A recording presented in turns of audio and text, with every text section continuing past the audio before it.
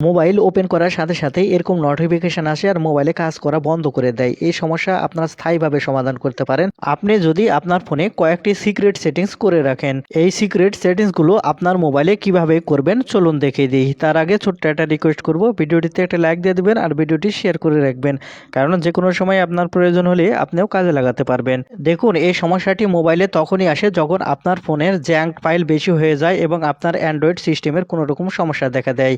তাই আমি আশা করব সম্পূর্ণ ভিডিওটি জুড়ে থাকবে, তাহলে আপনারা সম্পূর্ণ সমস্যার সমাধান এই ভিডিওটি থেকে পেয়ে যাবেন। তো সেই জন্য আপনারা সর্বপ্রথম যে কাজটি করবেন, এখান থেকে আপনাদের মোবাইলের যে ফাইল অ্যাপলি আছে, এখন এখান থেকে আপনার মোবাইলের ফাইল অ্যাপ ওপেন করে নেবেন। ফাইল অ্যাপ ওপেন করে নিলে এখানে আপনারা দেখতে পাবেন উপর দিকে 3 লাইন অপশান দেখতে পাবেন। এখন এখান থেকে আপনি এই 3 লাইন অপশানের উপর ক্লিক করবেন। 3 লাইন অপশানের উপর ক্লিক করলে আপনাদের এরকম ইন্টারফেসে নিয়ে আসবে।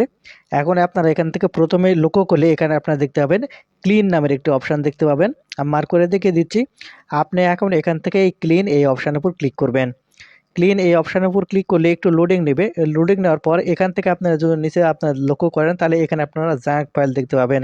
আপনারা জানেন আপনাদের মোবাইলের জাঙ্ক ফাইলটি কত ক্ষতি করে থাকে এবং বিভিন্ন রকম সমস্যার সৃষ্টি করে থাকে। তাই সেজন্য আপনাকে নিয়মিত এখান থেকে জাঙ্ক ফাইলটি ক্লিয়ার করতে হবে। সেই জন্য এখানে আপনারা দেখতে পাবেন ক্লিন বাটন দেখতে পাবেন। এখন আপনি এখান থেকে এই ক্লিন বাটনের উপর ক্লিক করবেন। তারপরে এখানে আপনারা দেখতে পাবেন ক্লিয়ার অপশান আসবে। এখন এখান থেকে আপনি এই ক্লিয়ার এই অপশানের উপর ক্লিক করবেন। তাহলে এখানে আপনাকে দেখবেন যে আপনার এই জাঙ্ক ফাইলটি এখান থেকে আপনার ক্লিয়ার হয়ে যাবে। এটা গেল প্রথম সেটিংস। আর দ্বিতীয় সেটিংস যেটা আমি আপনাদের দেখাবো, এটা কিন্তু অত্যন্ত গুরুত্বপূর্ণ, আপনারা মনোযোগ সহকারে আশা করি দেখবেন। সেজন্য আপনারা যে কাজটি করবেন, এখান থেকে আপনাদের ফোন থেকে যে সেটিংস অপশানটি আছে আপনার মোবাইল থেকে সেটিংসটি ওপেন করে নেবেন। আমি এখন এখান থেকে আমার মোবাইলের সেটিংসটি ওপেন করে নিচ্ছি। এখন এখান থেকে আপনারা সেটিংস ওপেন করে নিলে আপনাদের এরকম ইন্টারফেসে নিয়ে আসবে। এখন এখান থেকে আপনারা একটু স্ক্রল করে নিচের দিকে আসবেন। একটু স্ক্রল করে নিচের দিকে আসলে এখানে আপনারা দেখতে পাবেন অ্যাপ অ্যান্ড নোটিফিকেশান, অথবা আপনার মোবাইলে থাকতে পারে অ্যাপ ম্যানেজমেন্ট নামের এই অপশানটি থাকতে পারে। আপনার মোবাইলে যে অপশান থাকে এখান থেকে আপনারা ওপেন করবেন। এখান থেকে ওপেন করার সাথে সাথে এখানে আপনারা দেখতে পাবেন সি অল অ্যাপস নামের একটি অপশান দেখতে পাবেন। আপনি এখান থেকে সি অল অ্যাপস এই অপশানের উপর ক্লিক করবেন।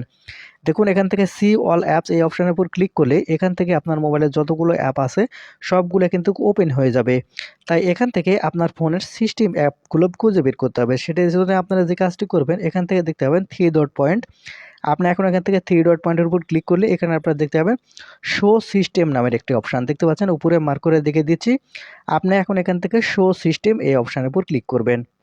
এখন আপনার যদি এখান থেকে শো সিস্টেম এই অপশানের উপর ক্লিক করেন, তাহলে আপনার মোবাইলে যেগুলো সিস্টেম অ্যাপ আছে সেগুলো কিন্তু এখান থেকে সামনে চলে আসবে। এখন এখান থেকে আপনাকে যে কাজটি করতে হবে, দেখতে পাচ্ছেন এই সিস্টেম, আমি এখান থেকে দেখতে পাচ্ছেন এখানে অ্যান্ড্রয়েড অটো একটি অপশান আছে। এখান থেকে আমি অ্যান্ড্রয়েড অটো এই অপশানটি ওপেন করে নিচ্ছি। আপনারা এই অ্যান্ড্রয়েড অটো এই অপশানটি ওপেন করে নেবেন।